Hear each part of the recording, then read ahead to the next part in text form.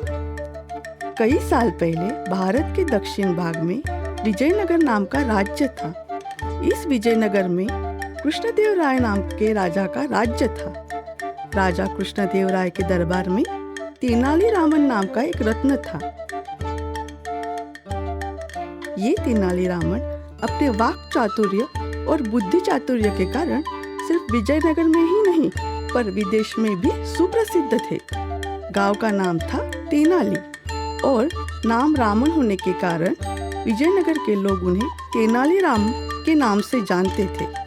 तो ऐसे ही तेनालीराम एक दिन राजा कृष्णदेवराय की ख्याति सुनकर तेनाली गांव से विजयनगर दाखिल हुए।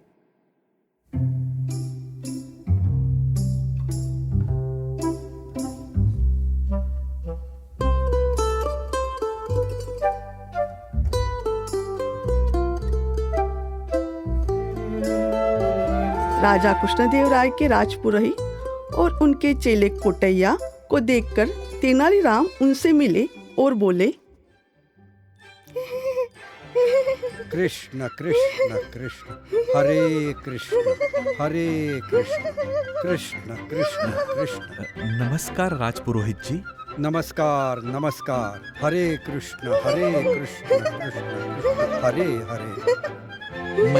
मैं रामन तेनाली से आया हूँ। हाँ, तो क्या? मुझे राजा कृष्णदेव की सेवा करने की बहुत ही इच्छा है। तो आप मुझे उनके दरबार में प्रवेश दिला सकेंगे क्या? जीवन के 25 साल शिक्षा प्राप्त की, तपस्या की, तब जाकर महाराज के दरबार में मुझे उनकी सेवा करने का अवसर प्राप्त हुआ है।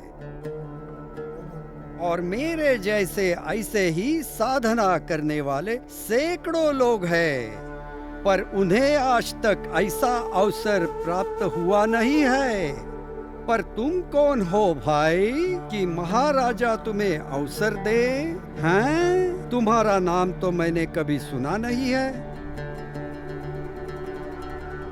अब मैं जानता हूँ कि मैं छोटा मुंह बड़ी बात करता हूँ, पर आप इतने श्रेष्ठ विद्वान,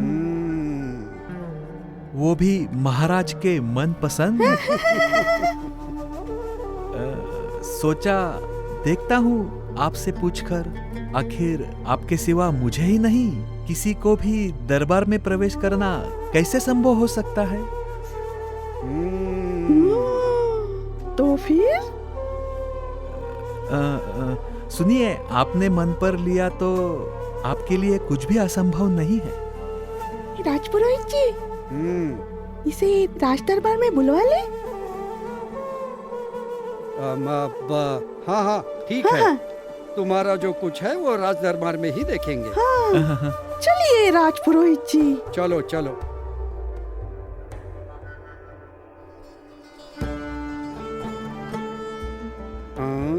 अरे अब ये तो यहाँ आधम का।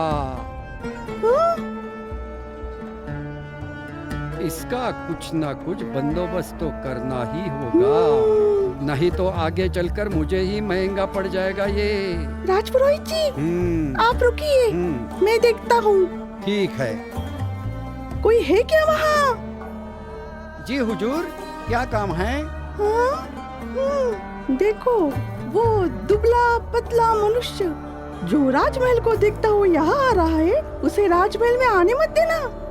मुझे तो वो चोर लगता है। जैसी आपकी आज्ञा।